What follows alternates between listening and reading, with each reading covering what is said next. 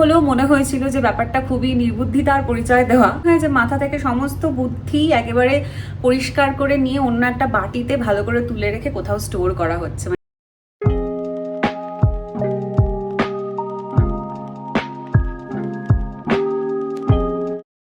Hi everyone, কেমন আছো তোমরা সবাই? শ্রেয়তী স্টোরিজের একটা নতুন ব্লগে তোমাদের জানাই স্বাগত আর অনেক অনেক ভালোবাসা।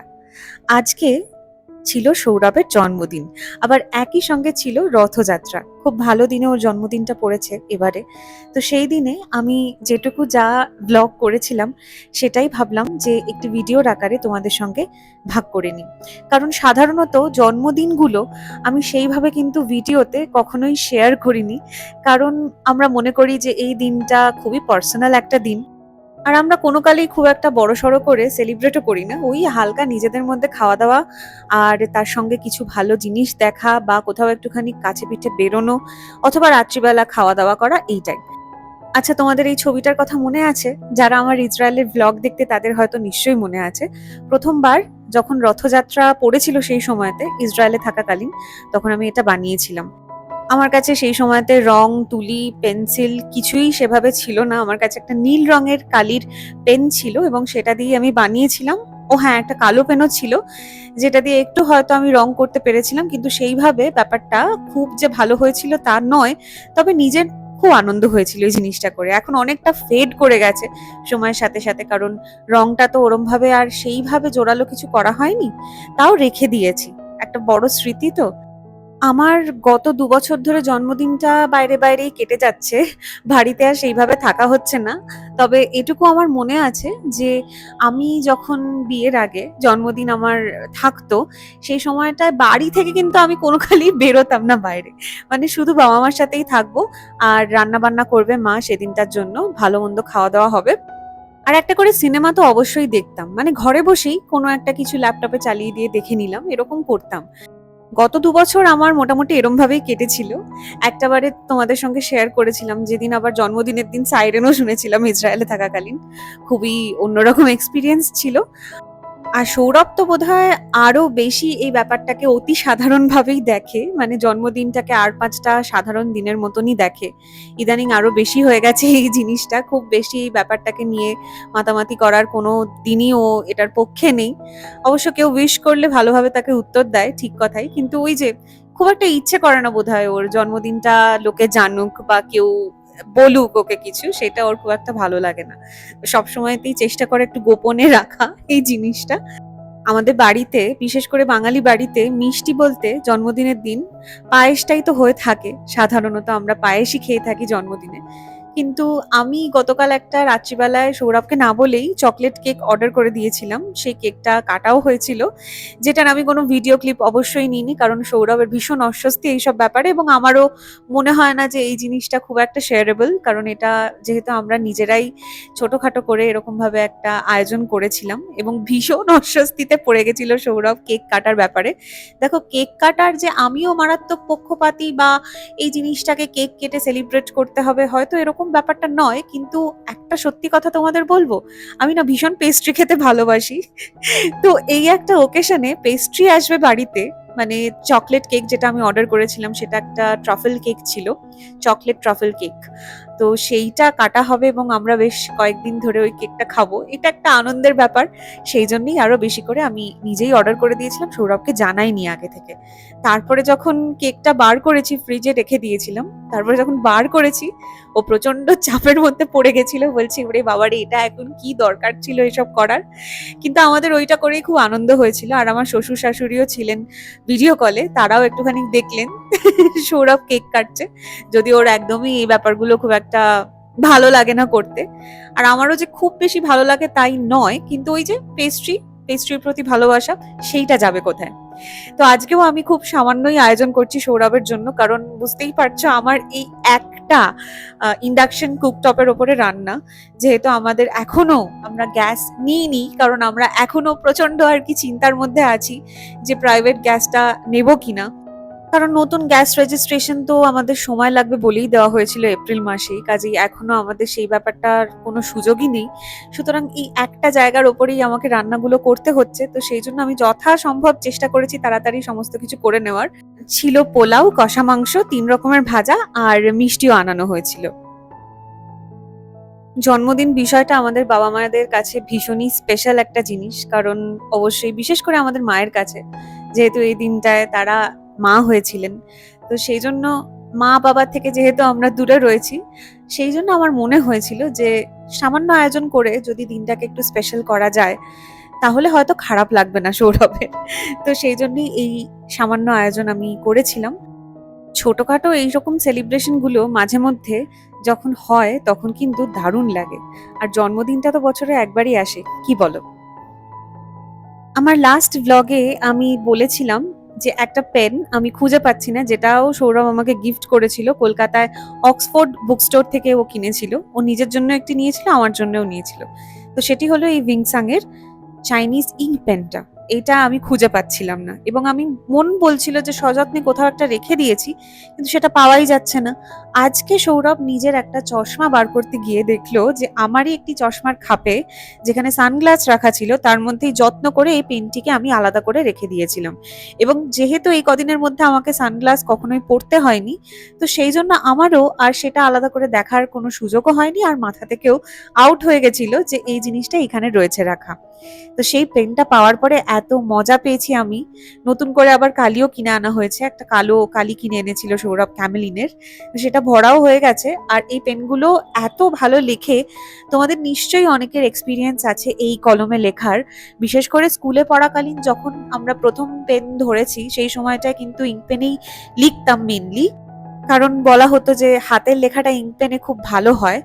যদিও আমার হাতের লেখা অনেকটাই ডিগ্রেড করে গেছে, যেহেতু লেখার অভ্যেস অনেক কমে গেছে, কিন্তু তাহলেও চেষ্টা করি একটু মেনটেন করার, হাতের লেখাটা যাতে ওই একটা জিনিস একটু হলেও ঠিকঠাক থাকে, যেরকম আগে ছিল সেরকম থাকে। আর এই ডায়েরিটাও আমি আগের দিন ব্লগে বলেছিলাম যে এটা আমি কি পারপাসে রেখেছি। এটা সাধারণত আমি এর মধ্যে কিছু ভালো পড়লে, দেখলে অথবা শুনলে সেটাই লিখে রাখবো বলে ঠিক করেছি। আর এখানে ছবি, বই আর সিরিজের কথা বলা হয়েছে ঠিক কথাই, কিন্তু গান আর কবিতাও থাকবে আশা করছি। প্রথম পাতাটায় আমার বেশ কিছু পছন্দের কোট আমি লিখেছি পিকি ব্লাইন্ডার্স থেকে। দ্য শশ্যাঙ্ক রিডেম্পশন আমার খুবই পছন্দের একটা সিনেমা। এছাড়া ফেলুদা তো রয়েছেই। যে ডায়লগটা আমার ভীষণ পছন্দের সেটা হলো, আমারই তো মাইন্ড চেঞ্জ করতে বাধা কোথায়। তোমরা চাইলে ভিডিওটা পজ করে হয়তো এই কোডগুলো পড়তে পারো, মানে যদি পছন্দের কোনো কোড তোমার মনে হয় এর মধ্যে আছে তাহলে সেটা পজ করে অবশ্যই পড়ে নিতে পারো। আমি এখন এর মধ্যে র্যান্ডমলি যেরকম মনে হচ্ছে, যেটা পড়ে ভালো লাগছে সেটাই আপাতত নোট ডাউন করে রাখছি। আর কিছু কিছু আমার যেগুলো শুনে ভালো লেগেছিল একটা সময়তে, যেমন লাস্ট যেটা আমি লিখেছি সেটা হ্যারি পটার থেকে অ্যালবাস ডাম্বলডোরের একটা কোট ছিল। সেটা যখন মনে হয়েছিল সেই সময়টায়, তখন তো আর এরকম ডায়েরি কনসেপ্ট ভাবিনি, তাই এখন লিখে রাখলাম। আর আজকে দুপুরে আমরা দেখছি এই ছবিটা। আমি প্রথমবার দেখছি no country for old men. এই সিনেমাটা আমি আগে দেখিনি। অবশ্যই এটা সৌরভের রেকমেন্ডেশন, কারণ ওর রেকমেন্ডেশন আর আমার সম্পূর্ণ আলাদা। আমি যে ধরনের ছবি দেখতে খুব বেশি ভালোবাসি, সৌরভ সম্পূর্ণ তার বিপরীতে যায়। আর এই এক্সচেঞ্জের মাধ্যমেই অসাধারণ কিছু সিনেমা দেখার সুযোগ হয়ে যায়, যেমনটা এইটা। সৌরভের জন্মদিন উপলক্ষে আমি আমার হারিয়ে যাওয়া কলমটা খুঁজে পেলাম। এর থেকে আর ভালো কী বা হতে পারে। অবশ্যই এরকম বিশেষ দিনে হারিয়ে যাওয়া জিনিস আমি খুঁজে পেয়েছি। সেটা হলো আমাদের প্রথম বছরের যখন বিবাহ বার্ষিকী ছিল, সেই দিনে এরকম একটা আমার কাছে একটা অমূল্য রতন, যেটা আমার নিজের রোজগারে কেনা এমন একটা প্রাইসলেস জিনিস ছিল, সেটা আমি হারিয়ে ফেলেছিলাম। এবং অবশ্যই সেটা সৌরভ আমাকে খুঁজে দিয়েছিল। তো স্টোরি টাইম হচ্ছে যে আমাদের প্রথম বছরের বিবাহ বার্ষিকীতে ইসরায়েল যাব তার জাস্ট 1 মাস আগের কথা বলছি। তো সেই সময়টাতে আমি কলকাতায় ছিলাম এবং সৌরভ শিলিগুড়িতে ছিল। বিবাহবার্ষিকীর দিন সৌরভ শিলিগুড়ি থেকে কলকাতায় আসার কথা, এবং সেদিনটায় আমরা একটুখানি কেনাকাটা করতে যাব, খাওয়া দাওয়া করব, এই সমস্ত প্ল্যান করে আমরা রেখে দিয়েছিলাম। তো সৌরভ শতাব্দী ধরে এসছিল, মানে ভোরবেলায় 5:30টায় ধরো তোমার ট্রেন ছিল শিলিগুড়ি থেকে, এনজেপি থেকে, এবং সেখান থেকে 1:45 এরকম সময়তে পৌঁছানোর কথা। কিন্তু যথারীতি সেদিনকে ট্রেন লেট করেছিল, এবং লেট হওয়ার কারণে মোটামুটি সৌরভের পৌঁছাতে সময় লাগলো, মানে সমস্ত রাস্তাঘাটে জ্যাম ফ্যাম সব মিলিয়ে বলছি এই 5:30 পৌনে 6টা, মানে যেখানে দুপুরবেলায় চলে আসার কথা সেখানে সন্ধে হয়ে গেল। তো বেচারা সেরকমভাবে রেস্ট করার সময় পায়নি, কারণ আমরা সন্ধে নাগাদ বেরিয়ে যাব ঠিক করেছিলাম। কিছুই না, সাউথ সিটি মলে যাব, একটু কেনাকাটা করবো, খাওয়া দাওয়া করবো, এরকম প্ল্যান। এবার প্রথম বিবাহ বার্ষিকী যেহেতু, সেই জন্য একটু সাজগোজ করে যাব, আর শাড়ি টাড়ি ঠিক করে রেখে দিয়েছিলাম। সাজার সময়তে আমার একটা খুব ব্যাড হ্যাবিট আছে, সেটা হচ্ছে যে যখন মানে কোনো ছোট্টখাট্ট, সেটা সোনা দানাও হতে পারে অথবা ধরো অক্সিডাইজ, বা আমার যেগুলো মানে ভীষণ কাছের আর কি অক্সিডাইজ জাঙ্ক জুয়েলারিজ, যেগুলোর একটা হারিয়ে গেলে আমার অবস্থা খারাপ হয়ে যায়, সেরকম জিনিসও হতে পারে। সেটা না আমি দাঁড়িয়ে মানে এই আয়নার সামনে দাঁড়িয়ে দাঁড়িয়ে আমি পড়ার চেষ্টা করি, যেটা আমাকে মা সবসময় ওয়ার্ন করে যে এই যে ছোটোখাটো জিনিসগুলো পড়ার সময় তো অলওয়েজ খাটে বসে বা কোথাও একটা বসে পড়া উচিত, তাহলে পড়ে গেলে আমি সঙ্গে সঙ্গে দেখতে পাবো, স্পট করতে পারবো, কিন্তু আমি সেটা করি না। এবং আমি দাঁড়িয়ে দাঁড়িয়ে ওটা পড়তে যাচ্ছিলাম, দুল আমার পড়া হয়ে গেছে, আমি নাকছাবিটা পড়তে যাচ্ছিলাম, আমার দুনাকেই পিয়ার্স করা আছে, তো একটা দিকে পড়া হয়ে গেছিলো আর আরেকটা দিকে, এবং দুটোই মানে হীরের নাকছাবি ছিল, যে দুটোই আমি নিজেকে গিফট করেছিলাম। তো তার মধ্যে একটা পড়া হয়ে গেছিলো, আর আরেকটা পড়ার সময়তে ফট করে হাতটা স্লিপ করে গিয়ে পড়ে গেল নিচে। যথারীতি তখন তো আর মানে সবার প্রথম কথা বেরোনোর একটা সময় হচ্ছে, প্রায় 7টা বাজতে চলেছে, আর নিচে পড়ে গেছে, আর আমাদের ঘরের মেঝেটা হচ্ছে সাদা টাইলসের, কোথায় পড়ে গেছে বোঝাই যাচ্ছে না, আর মানে সবাই দেখছে তখন, কিন্তু খুঁজে পাওয়া যাচ্ছে না। যাই হোক, আমাকে সৌরভ রিকোয়েস্ট করেছিল যে ঠিক আছে তুই রেডি হয়ে নে, আমি দেখছি এখানে কোথাও যদি পাওয়া যায়, মাও খুঁজছে, আর বাবা যেটা রেগে যায় এই টাইমটাতে, যে আমি বারবার বলেছি কেয়ারফুল হতে, একটুও কেয়ারফুল তুমি হও না এইসব ক্ষেত্রে, কেন এরকমভাবে এত তাড়াহুড়ো করে আগে থেকে সমস্ত বার করে রেখে তারপরে পড়ো, কেন এটা দেরি করো। আর আমার তো তখন অলরেডি খুব মন খারাপ হয়ে গেছে যে আমার শখের জিনিসটা চলে গেল, হাওয়া হয়ে গেল, এইসব ভাবছি টাপছি। যাই হোক, তারপরে খুঁজে পাওয়া গেল না আলটিমেটলি। তো আমাকে সৌরভ বললো ঠিক আছে কিছু চিন্তা নেই, এটা আবার তোর হয়ে যাবে। এবার দেখো, তুমি যেটা নিজে খুব শখ করে কিনছো, সেটা যদি আবার আরেকজন মানে কিনে দেয়, মানে তোমার কোনোভাবে সেটা খোয়া গেছে, আরেকজন কিনে দিল, আনন্দ হয়তো হবে, কিন্তু ওই মন খারাপটা থেকেই যাবে না, যেটা আমি নিজে কিনেছিলাম দোকানে গিয়ে, সেটা চলে গেল, মানে সেই ক্ষোভটা কিন্তু থেকে যায়। তো যাই হোক, আমরা ওখানে গিয়ে কিছু কেনাকাটা করেছিলাম, এবং ভালোই বেশ খাওয়া দাওয়া হয়েছিল, মেনল্যান্ড চায়নায় খেলাম।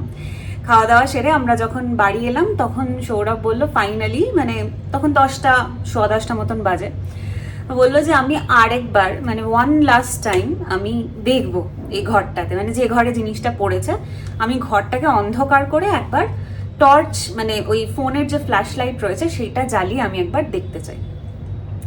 তো এবার ওর সার্চ মিশন শুরু হয়ে গেল, আর আমার মা বাবা কনস্ট্যান্ট বলে যাচ্ছে যে সৌরভ আজকে ছেড়ে দাও, কারণ এত প্রথম কথা ট্রেন লেট হয়েছে, তুমি রেস্ট করনি, সেই ভোরবেলায় উঠেছো, ছেড়ে দাও আজকে, কালকে না হয় দেখা যাবে। আর মাও বলে যাচ্ছে যে এটা তো বাড়িতেই পড়েছে, এটা তো আর ডানা গজিয়ে উড়ে চলে যাবে না, নিশ্চয়ই পাওয়া যাবে, তুমি আজকে ছেড়ে দাও, আজকে রেস্ট করো। তো সৌরভ বললো যে না আমি ঠিক আছে ফাইনাল, আর একবার আমি দেখবো। আর আমি মোটামুটি হাল ছেড়েই দিয়েছি, আমি কিছুই বলছি না, হ্যাঁও বলছি না, নাও বলছি না, যে ঠিক আছে আর করো না। তারপরে আবার মনে হচ্ছে যে না, যদি পাওয়া যায় তাহলে তো খুব ভালো, এইসব ভাবছি টাবছি।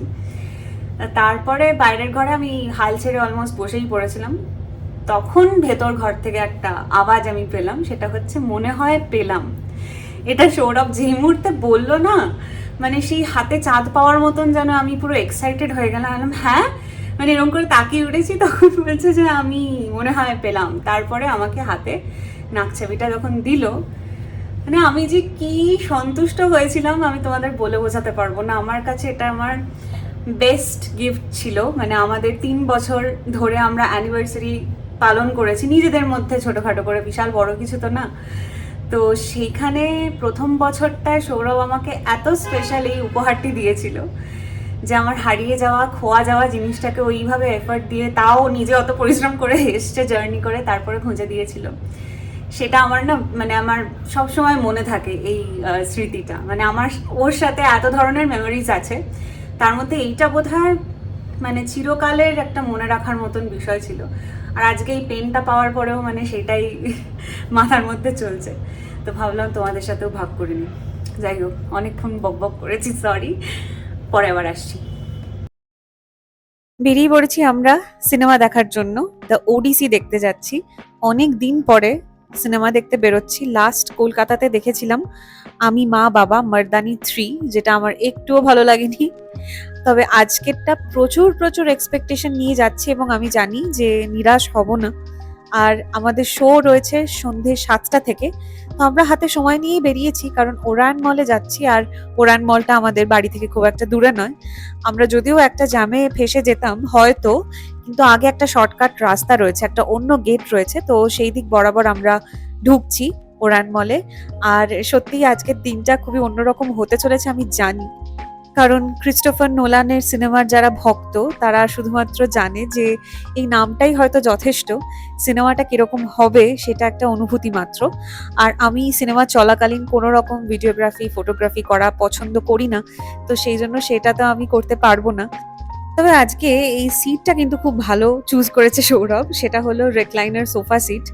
আর সৌরভ বলছে যে প্রথমবার ব্যাঙ্গালোরে আমরা সিনেমা দেখতে এসে এই পার্টিকুলার সিটটায় বসছি, কারণ এর আগে আমরা জওয়ান দেখেছিলাম, তারপরে ওপেনহাইমার দেখেছিলাম, কিন্তু এই সিটটাতে কিন্তু কখনোই বসিনি, প্রথমবার আজকে বসলাম।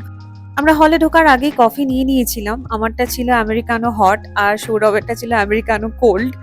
আমার একটু গরম কফি খেতে ইচ্ছে করছিল, কারণ যেহেতু 3 ঘন্টার ছবি আর এটা যেটা আমি রেকর্ড করছি এটা হলো ইন্টারমিশনের সময়কার। অনেকেই তখন বেরিয়েছিলেন। আর দেখো মোটামুটি 9টা 10 বেজে গেছে। 10টা 20 নাগাদ হয়তো সিনেমাটা শেষ হবে, এরকমই আশা করা যায়। আর কিরকম লাগলো, অভিজ্ঞতা কিরকম হলো, সেটা অবশ্যই বাড়ি গিয়ে তোমাদের জানাবো। আমরা ভাবলাম যে হালকা কিছু খাওয়া দাওয়া করেই নিই একেবারে, কারণ যেহেতু আজকে তো আর কোনো রান্না বান্নার সিনে যাইনি, আজকে দুপুরবেলাতে জাস্ট ডালিয়া করে খেয়ে নিয়েছিলাম। তো সেই জন্য রাত্রিবেলাটায় ভাবলাম যে যেহেতু কফি খেয়েছি আবার তারপরে পপকর্ন নেওয়া হয়েছিল, তারপরে যেহেতু মনে হচ্ছে যে পেটটা ভরে গেছে, সেই জন্য খুব বেশি কিছু খাওয়ার ইচ্ছে করলো না। এখানে খুব ভালো একটা রেস্টুরেন্ট রয়েছে, গাইস্ট তার নাম, তো সেখানেই আমরা এসেছি। আর প্রথমে আমরা একটু বেভারেজ নিয়েছি। এই জায়গাটার অ্যাম্বিয়েন্সটা ভীষণই ভালো। অনেক দিন আগে এসেছিলাম, তখনও যেরকম ভালো লেগেছিল, মানে 2023 সালের কথা বলছি, সেই সময়টা যতটা ভালো লেগেছিল এখনো বোধহয় আরো বেশি ভালো লাগে। চলো একেবারে বাড়ি যাই, তারপর কথা হচ্ছে। গতকাল ফিরতে অনেক রাত হয়ে গেছিলো, সেই জন্য ব্লগটা আমার এন্ড করা হয়নি, তাই এখন অবশেষে আমি ব্লগটাকে এন্ড করতে এলাম। তো দ্য ওডিসি কেমন দেখলাম যদি জিজ্ঞেস করো তাহলে বলবো ওটা একটা অভিজ্ঞতার মতন। মানে সিনেমা কেমন দেখলাম তার থেকেও বোধহয় অভিজ্ঞতা কীরকম সঞ্চয় করলাম এটা বলা ভালো। অসাধারণ লেগেছে এক কথায়। একটা দুটো খটকা হয়তো রয়েছে যেটা আমার মতন আরও অনেকের হয়তো আসতে পারে, যেটা আমি রিভিউতেও বেশ কিছু জায়গায় পড়লাম যে এই বিষয়টা মানে যিনি রিভিউ করেছেন তারও মনে হয়েছে। সেটা কি আমি এখন বলছি না, তোমরা না হয় যারা দেখবে তারা বুঝতেই পারবে। সেটা আমার একটু খটকা আর কি মনের মধ্যে জেগেছে, কিন্তু বাকি যা দেখলাম সেটা পুরোপুরি ওভারশ্যাডোড হয়ে গেছে, সেই খটকাটা সরে গেছে মন থেকে। তো যারা ওপেনহাইমার দেখেছো না, তাদের হয়তো কোথাও গিয়ে মনে হবে যে একটা সিমিলারিটি রয়েছে দ্য ওডিসির সঙ্গে। মানে যেখানে বিবেকবোধ যখন সজাগ হয়ে ওঠে, মানুষ তখন কি কি ফিল করতে পারে, এবং একজন মানুষ যে যুদ্ধ জয় করেছে কিন্তু তারও যে একটা মানসিকতা রয়েছে, তারও যে একটা মন খারাপ আছে, সেও তার পরিবারের মানুষদের সাথে এক হতে চায় এবং সেখানে নানাবিধ বাধা তাকেও ফেস করতে হয়। এই সব কিছু কিন্তু এই সিনেমাটার মধ্যে পাওয়া গেছে। অন্তত আমার এটা মানে ইনসাইট আমি শেয়ার করছি। আমি খুব একটা কেউকেটা নই যে ক্রিস্টোফার নোলানের সিনেমা আমি রিভিউ করব। আমার ইনসাইটটুকু আমি জাস্ট বলছি যেটা আমার মনে হয়েছে আর কি। এবং আমার মতন স্বল্প মেধার মানুষদের কাছে যারা ক্রিস্টোফার নোলানের সিনেমার মানে প্রথম দিকের কয়েকটা সিনেমা তো আমার একাধিকবার দেখতে হয়েছে, আমি বুঝতে পারিনি প্রথম দেখাতে, তো সেই জন্য অনেকেই হয়তো মনে হতে পারে, মানে আমার মতন যারা স্বল্প মেধার মানুষদের কথা বলছি আর কি, যে মনে হতে পারে যে আমাদের মাথার ওপর দিয়ে হয়তো চলে যাবে, আমাদের প্রচুর পড়াশোনা করে আসতে হবে। ওপেনহাইমারের সময় সেরকমই বলা হচ্ছিল যে হিউম্যানিটিস পড়ে এসছিস, তুই তো কিছুই বুঝতে পারবি না, কে একটা এরকম জোক ক্র্যাক করেছিল, খুব মজা লেগেছিল দেখে। তো সেরকম একেবারেই নয়, খুবই লুসিড, বোঝার মানে খুব লিমিটেড অ্যাকশন রয়েছে সিনেমাটার মধ্যে, আর সব মিলিয়ে এক্সপিরিয়েন্স অসাধারণ, মানে সত্যি ওয়ার্থ ওয়াচিং।